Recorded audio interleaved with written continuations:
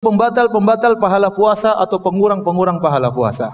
Antum harus sadar waktu antum berpuasa, sejak subuh argo pahala antum berjalan. Oleh karena sampai ada istilah tidurnya orang berpuasa juga berpahala. Itu bukan hadis Nabi sallallahu alaihi wasallam, tetapi benar karena selama dia dalam kondisi puasa, bukan kita disuruh tidur, enggak. Tapi seandainya dia letih, dia tidur, argo pahala tetap jalan. Kenapa? Dia dalam kondisi apa? Berpuasa. Jadi sejak subuh dia sudah berpuasa, argo pahala jalan sampai maghrib. Makanya Nabi menyuruh kita menjaga kondisi ini. Kata Nabi sallallahu alaihi wasallam, "As-saumu junnatun." Sungguhnya puasa itu adalah perisai. Fa idza kana yaumu siyami ahadikum. Kalau salah seorang kalian sedang berpuasa, fala yarfus, jangan dia berkata-kata kotor, berkata-kata keji. Wala yajhal, jangan melakukan kegiatan-kegiatan yang tidak benar. Wala yaskhab, jangan teriak-teriak. Nabi larang. Karena kita sedang dalam kondisi apa? Puasa. Dan ini mirip seperti seorang tatkala sedang ihram, maka dia harus jaga kondisinya karena argo pahala sedang jalan. Sama seperti orang berpuasa. Sejak dia azan subuh sampai azan maghrib, argo pahala jalan karena dia sedang berpuasa. Kata Nabi, jangan berkata-kata kotor, jangan teriak-teriak. Tidak boleh. Berarti kita tidak boleh teriak-teriak sana, teriak sini. Ya, tidak boleh. Bahkan kata Nabi, wa in sabbahu ahadun au qatalahu falyaqul inni imru'un shaim. Kalau ada orang mencaci maki dia, jangan balas. Kalau ada orang mengajak dia berantem, jangan apa? Balas. Katakanlah saya sedang berpuasa. Agar orang itu jangan cari gara. Ya akhi, saya sedang berpuasa. Ya. Antum jangan manas-manasin saya. Ya. Saya sedang apa? Puasa. Jangan balas. Jangan kita terpancing. Jangan bilang, saya lagi puasa. Nanti pada maghrib kalau mau. Pada maghrib. Di lapangan, saya tunggu kau sana. Sekarang jangan dulu. Enggak, jangan gitu. Gitu jangan diladeni. Karena kalau kita terpancing mengurangi pahala kita. Makanya hati-hati antum kalau di media sosial terpancing kemudian emosi maki, bahaya. Ente sudah puasa dulu, puasa medsos ya. Kalau bisa jangan sampai pahala antum berkurang. Ya, kita harus menjaga diri kita. Makanya kata Jabir bin Abdullah, ya, beliau berkata, fa idza sumta, kalau kau berpuasa, falyasum sam'uka wa basaruka wa lisanuka minal kadhib wal maharim. Kalau engkau sedang berpuasa, maka hendaknya lisanmu, hendaknya matamu juga berpuasa, hendaknya telingamu juga berpuasa, dan hendaknya lisanmu juga berpuasa. Jangan berdusta dan jangan kau melakukan perkataan-perkataan, mengeluarkan perkataan-perkataan yang haram.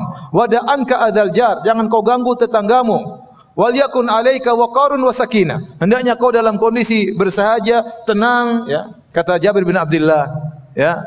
Wala taj'al yauma saumika wa yauma fitrika sawaan, dan jangan kau jadikan hari puasamu sama seperti hari-hari biasa. Enggak boleh disamakan. Anda argo pahala sedang berjalan. Maka jaga hari-hari puasa kita dengan menjaga akhlak, menjaga pandangan, menjaga pendengaran. Ya. Di sana ada dosa-dosa yang para ulama menaskan bahwasanya itu membatalkan pahala puasa. Contohnya dusta, contohnya ghibah. Kata Nabi sallallahu alaihi wasallam, rubba shaimin laisa lahu min siyami ilal ju' wal atash. Betapa banyak orang yang berpuasa, dia tidak mendapatkan dari pahala puasanya kecuali lapar dan dahaga. Wa rubba qaimin laisa lahu min qiyamihi illa sahar wa ta'ab. Betapa banyak orang yang salat malam, salat tarawih, dia tidak mendapatkan dari salat malamnya kecuali hanya begadang dan keletihan. Ini sabda Nabi sallallahu alaihi wasallam. Dalam Sahih Al-Bukhari, kata Nabi sallallahu alaihi wasallam, "Man lam yada' al-qaula az-zur wal jahla wal amala bihi, falaysa lillahi hajatun fi ayyada ta'amahu wa syarabahu." Barang siapa yang tidak bisa meninggalkan perkataan dusta tatkala sedang berpuasa, Allah tidak butuh dengan lapar dan dahaganya. Ini kata para ulama, siapa yang dusta, batal puasanya, batal pahalanya. Puasanya sah, tapi pahalanya enggak ada. Dan dalam Islam ada yang seperti ini, ibadahnya sah, tapi pahalanya tidak ada. Contoh, seorang pergi ke dukun, maka solatnya tidak diterima 40 hari. Man ata kahinan aw arrafan fasalau an syai'in lam tuqbal salatu arba'ina yauman. Barang siapa yang datang ke dukun atau para tidak normal bertanya sesuatu, maka tidak diterima solatnya 40 hari. Dia solat 40 hari sah, tapi tidak ada pahalanya. Man syaribal khamra lam tuqbal salatu arba'ina yauman. Barang siapa yang minum khamar, dia sudah bertobat 40 hari, solatnya tidak diterima. Barang siapa berhaji dengan harta haram, tidak diterima hajinya. Kata sebagian orang dahulu, sebagian fuqaha mengatakan, barang siapa yang zaman dahulu berhaji dengan harta riba, harta haram, harta curian, harta merampok, harta menzalimi orang lain, maka dia pergi dengan ontanya, kemudian dia mabit di Mina pada tanggal 8 Zulhijjah, kemudian tanggal 9 dia pergi ke Arafah, kemudian dia wukuf di situ bersama ontanya, kemudian dia melanjutkan pergi ke Muzdalifah malam tanggal 10, kemudian selanjutnya, maka yang haji adalah ontanya bukan dia.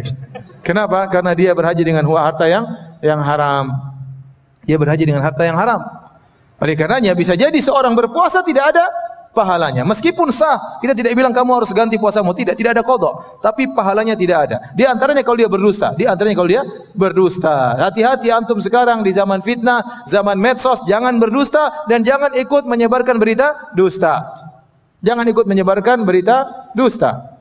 Saya pernah ngisi suatu pengajian di suatu stasiun televisi, ya, di titik-titik TV, pokoknya adalah.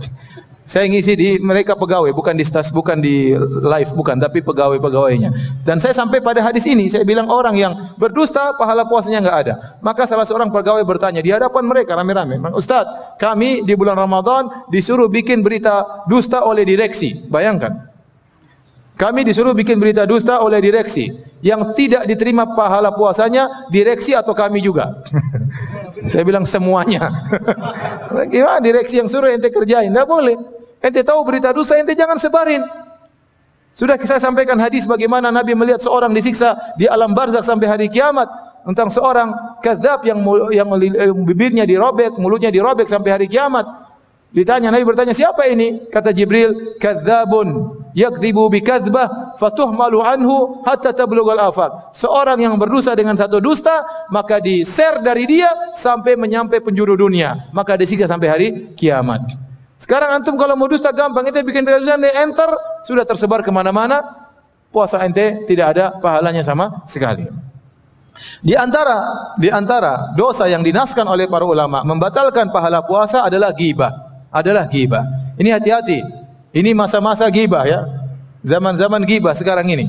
Oleh karena kita hati-hati, jangan kita spekulasi dengan pahala puasa kita. Sudah enggak usah ghibah. Kalau Anda ternyata dalam grup ada grup ghibah, Anda left. Anda bilang, para bapak-bapak yang terhormat, saya mau left. Sampai ketemu habis Ramadan. Udah, ente daripada ente datang masuk dalam majelis ghibah, ente tidak bisa menegur, ente di situ ikut melihat ghibah, ente tidak bisa mengingkari, penting ente keluar.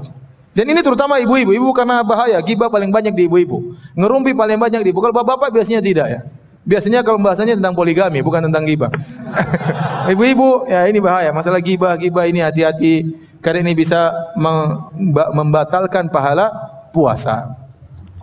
Adapun Ibnu Hazm Al-Andalusi dalam kitabnya Al-Muhalla, dia berkata, siapa bermaksiat puasanya batal, bukan cuma pahalanya, puasanya batal. Harus diqadha. Ini pendapat Ibnu Hazm. Tapi pendapat tidak kuat. Yang benar puasanya tetap sah, tetapi pahalanya yang apa? Yang batal. Oleh karenanya tadi kita ingat nasihat dari Jabir bin Abdullah, "Idza sumta, kalau kau berpuasa, falyasum sam'uka wa basaruka." Hendaknya pendengaranmu puasa, matamu juga puasa. Dan ikhwan, kita sekarang di zaman yang penuh dengan fitnah, ya. Antum selama di bulan Ramadan jaga pandangan. Kalau bisa tidak usah nonton macam-macam, enggak usah nonton. Kalau bisa enggak usah nonton berita, enggak usah nonton. Karena ente nonton berita, yang bawa berita cewek. Cewek cantik, pakaiannya seksi. Dia tidak tahu bulan Ramadan. Dia tidak peduli, ya. Ya. Apalagi saya pernah menonton zaman dulu, ada seorang artis ditanya, "Mbak, kenapa berpenampilan gini-gini?" Kata dia, "Saya niatnya menyenangkan orang." Repot. Bulan Ramadan dia pakai jilbab menyenangkan para penontonnya, ya. Ini membuat pahala orang-orang kena roaming seluruhnya. Ya, berkurang. Kalau kita melakukan maksiat, pahala kita berkurang. Makanya ada teman saya pernah cerita, "Ustaz, saya pernah umrah, habis umrah travel bawa ke Mesir, kemudian kita nonton tarian perut di Mesir." Saya bilang, ente pahala umrah, ente kena roaming. Harusnya kalau ente mau nonton dulu tali perut, baru ente bertobat kepada Allah. Kalau memang ente harus bermaksiat. Tapi kalau ente habis umrah kemudian sudah berbagai macam pahala, terus ente nonton tali perut, kena roaming. Nah, kita demikian kalau kita puasa, kita lihat yang macam-macam, kena roaming. Nabi dulu bersabda, "Iyyakum wal julusa fit turuqat." Hati-hatilah kalian, jangan duduk di pinggir jalan. Jangan, kenapa? Karena banyak yang kita lihat. Banyak yang kita komentari. Lihat orang gemuk banget, ghibah. Lihat orang kurus banget, ghibah. Coba bayangkan. Lihat cewek melotot. Lihat ini norak, kita susah enggak komentar. Makanya jangan duduk di pinggir jalan. Sehingga sebagian sahabat mengatakan, "Ya Rasulullah, kami harus duduk di pinggir jalan." Kata Nabi SAW, kalau kalian harus duduk di pinggir jalan, fa'atu tariqa haqqahu, maka tunaikanlah hak jalan. Apa hak jalan ya Rasulullah? Kata Rasulullah SAW, ghaddul basar, tundukkan pandangan. Tundukkan pandangan. Jaga pendengaran, jaga lisan, jangan komentar macam-macam. Hati-hati, kita di zaman fitnah, zaman mencela, zaman mencaci, zaman hoaks, zaman berita, tidak tahu kita akan validitasnya, kebenarannya kita enggak tahu. Antum baca berita, antum tahu yang menyebarkan ini siapa, yang buat siapa, sikoh atau tidak, ente enggak pernah tahu. Ini orang salat atau tidak yang bikin berita ini. Ya. Oleh karenanya seorang hati di bulan Ramadan mending jangan macam-macam deh. Kita belum tentu bisa bertemu Ramadan dan belum tentu bisa bertemu Ramadan berikutnya. Oleh karena jaga lisan, jaga pandangan, jaga pendengaran. Kalau bisa grup-grup left dulu lah. Ya, grup-grup kalau bisa ditinggalkan agar kita bisa konsentrasi beribadah di